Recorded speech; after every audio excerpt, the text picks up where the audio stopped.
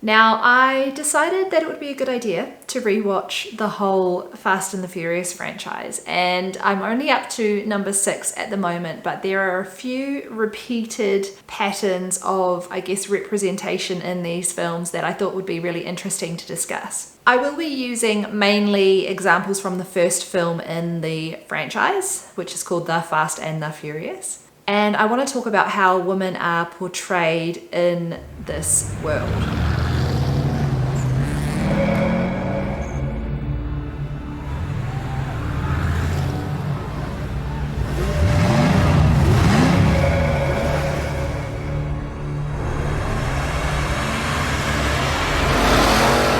The main characters are Dominic Toretto and Brian O'Connor, and these two kind of butt heads in this first film because Dom is kind of a criminal person and Brian is playing an undercover cop. An overarching couple of ideas that I want to reference a few times in this video include the male gaze, which was developed by the theorist Laura Mulvey. She wrote an essay called Visual Pleasure and Narrative Cinema, and that's where this idea of the male gaze comes from. It's basically a way of describing the treatment of women in the media. They're not really there to be characters, they're not really there to add anything to the story, they're simply there to be looked at. The female body is an object which is there for mostly men to enjoy and get pleasure from. Women aren't really supposed to have thoughts or feelings or autonomy about anything because their role is to just look good and sexy on screen. I also want to talk about the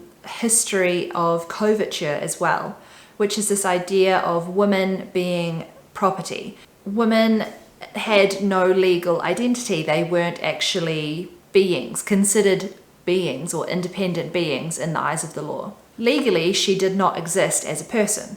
She belonged to her father, which is where the idea of coverture comes in the sense of a woman used to be the property of her father, and then she became the property of her husband when she got married. Coverture has never actually been abolished, it's only been diminished over time. That's why women didn't initially have the right to vote. That's why until fairly recently in Australia anyway, the right for a husband to rape his wife existed. That is still allowed in around 54 countries. So coverture as a law and as a way of thinking has not really vanished yet. I just want you to keep the idea of the male gaze and of coverture sort of in the back of your mind as we discuss the Fast and the Furious films. The first example I want to talk about is when Brian, as an undercover police officer, goes to Toretto's market in order to find some information about some truck jackings that have been happening recently. He meets Mia there, who's working behind the counter, and they kind of have this flirtatious banter. One of Dom's friends, his name is Vince, arrives and starts a fight with Brian because he also has a crush on Mia. Vince seems to think he has some kind of ownership over Mia. That just because he likes her, he's got dibs or he's kind of claimed a stake. He's really, really angry that Brian is talking to her. And he kind of takes it as an offense against his manhood or his personality or his autonomy. When Brian doesn't back down, and really Brian's not doing anything wrong, Brian doesn't back down, Vince starts, punching him and attacking him physically. There's kind of this sense that Vince feels hard done by because this random guy is talking to someone he owns, I guess. It's not until Mia's brother Dom steps in that Vince actually stops attacking Brian. Mia currently belongs to Dom in the coverture sense of the word. He is her brother, and that's the familial relationship or the ownership model in this film. Vince respects that. He understands that Dom is the owner, that Dom is the one to whom Mia belongs formally at this point. Therefore, he kind of backs off when Dom tells him to. Mia isn't really seen by Vince, and even to an extent Dom, as a person who has her own agency and ability to either reject or accept Brian's kind of flirtatious conversation. She isn't even seen as having the right to decide on her own romantic relationships, and this is shown when Vince simply ignores Mia's rejections of his advances. It's as if Vince seeks Dom's approval, and in receiving it, he will gain the access to Mia that he wants. And this is in spite of what she wants. Another interesting thing that I noticed about this scene is that while Toretto's market is both belonging to Dom and Mia, I assume, Mia is the one doing the work. She's the one in the front, she's the one making the sandwiches and taking orders, she's the one who seems to be handling the cash flow, while Dom sits in the office in the back room reading a newspaper.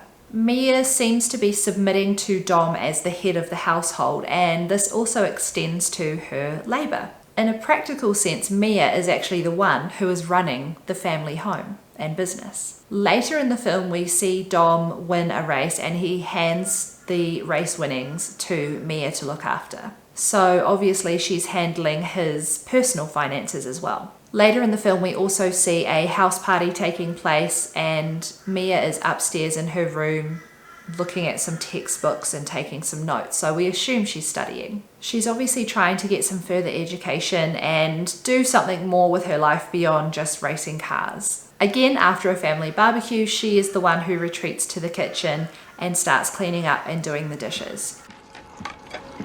You need a hand with anything else? No, I'm good. You can go join the boys watching the movie. I see the cook doesn't clean where I come from. Yeah, I'd like to go there. The culture in this so-called family seems to be that Dom gets to be the one who makes the decisions and calls the shots, and Mia is the one doing the background domestic work, keeping everything together.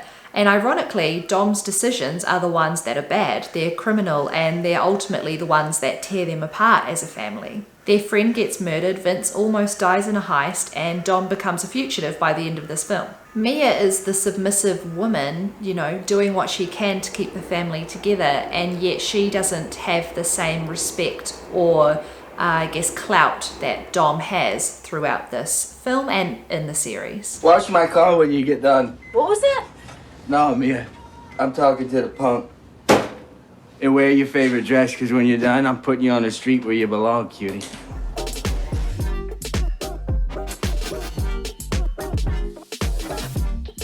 It's a common narrative in media and society, probably due to some hangovers from the coverture laws, where men are seen as the natural leaders of their households or communities or workplaces, when in reality many women are working really, really hard behind the scenes in order to keep those places running in a healthy and safe way. When Brian goes to his first street race, we see a whole bunch of heavily modified cars, loud music, and scantily clad women.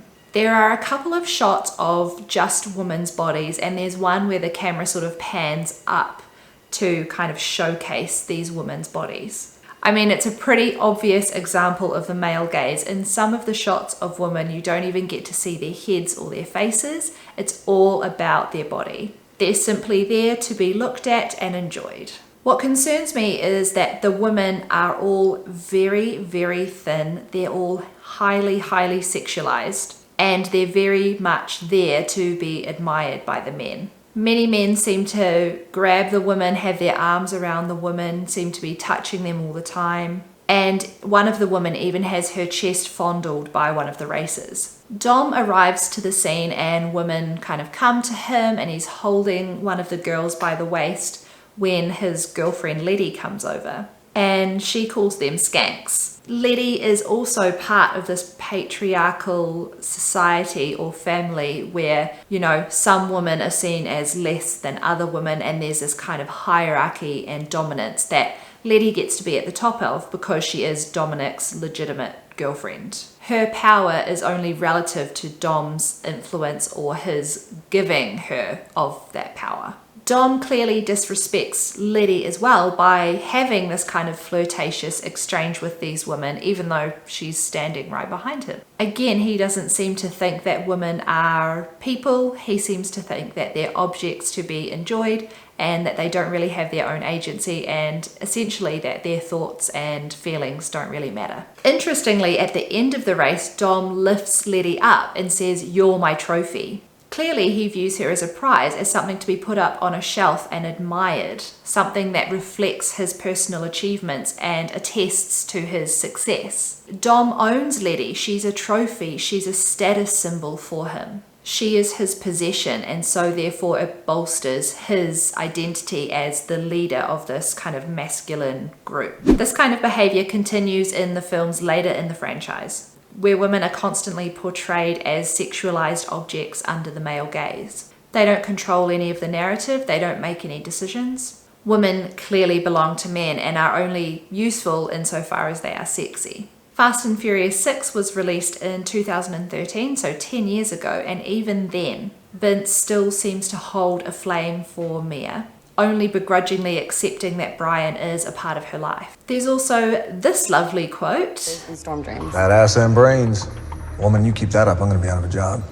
Even when a woman is a professional working with her boss, he thinks it's okay to talk like that. It's so obvious that women aren't respected here, that they aren't valued beyond their looks and how they can serve men. For all its talk of family and the virtuous goodness that it takes to be a person or a franchise whose core moral values revolve around this idea of family, it's clear that neither Toretto and his gang, and also the franchise as a whole, know how to treat women or view them as anything other than property, a thing to be admired and salivated over, then owned as a little trophy to uphold the patriarchal masculinity that demands that unless you are tough and can win a fight, then you don't deserve any love or respect. Seems like a twisted worldview to me. I hope you enjoyed this video. If you would like to see any more of my videos, I have one linked here about the invisibility of women in Fleischman is in Trouble. And I'll see you in the next one.